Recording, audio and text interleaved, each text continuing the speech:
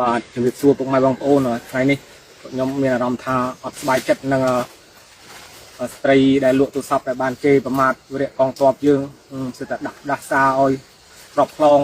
ដឹងហើយថាស្មោភូមិសង្គ្រាមពេលយើងធ្វើសង្គ្រាមមិនមែនយើងទៅធ្វើម្នាក់ឯងទេបាទវាមានបកមានពួកយើងដាក់ដាស់សារអញ្ចឹងវាខ្ញុំអត់ស្បែកចិត្តក្នុងនាមជាកងទ័ពដូចគ្នាអត់មានជាប់អីទេគ្រាន់តែក្នុងនាមជាកងទ័ពហើយមួយទៀតដែលគាត់និយាយថាបើឯងមិនចង់ការពារហើយរត់ចោលជួរទៅពាក្យហ្នឹងខ្ញុំស្អប់បំផុតក្នុងនាមជាកងទ័ពបាទធ្វើទៅហ៊ានអត់មានពាក្យថារត់ចោលជួរទេស្រុកទេសកំពុងមានសង្គ្រាមចាស់មានតែពាក្យតស៊ូបាទមានអីអត់បងមានអីទេគាត់បានទៅគាត់ថាយើងអ្នកលក់ដូរសំដីសម្ដៅសំរុំតិចទៅបាទអូនលោកនេះអញ្ចឹងហើយក៏ជូនពោទៅបងប្រុសបាទស៊ូបងហើយសង្ឃឹមថាបងគុំទទួលការអភ័យទោសពីស្ត្រីម្នាក់ហ្នឹងដែលជេរប្រមាថតាំងពីឪពុកម្ដាយហើយដាក់ទំនាយឲ្យយើងត្រូវក្របខ្លងក្របអីបាទសូមអរគុណបាទ